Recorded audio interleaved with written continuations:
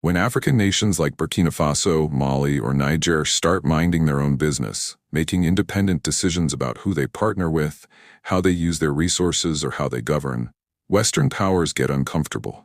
Why?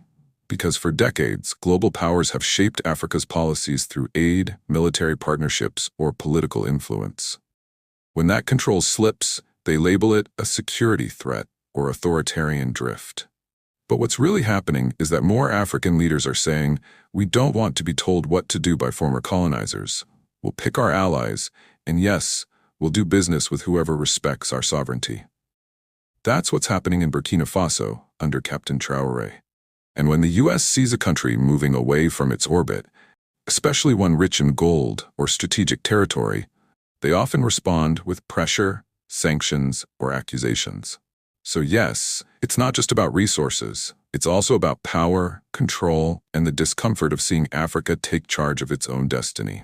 Honestly? Yes, resources are a big part of the equation.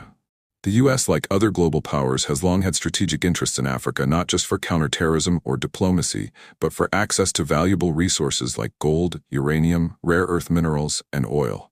Countries like Burkina Faso sit on top of rich gold reserves, and nearby nations in the Sahel and Central Africa have cobalt, lithium, and other materials critical for tech, batteries, and defense industries. What makes it tense now is that Burkina Faso and others are cutting ties with the West and turning to Russia or China, who offer security or investment without asking for human rights reforms or democratic elections.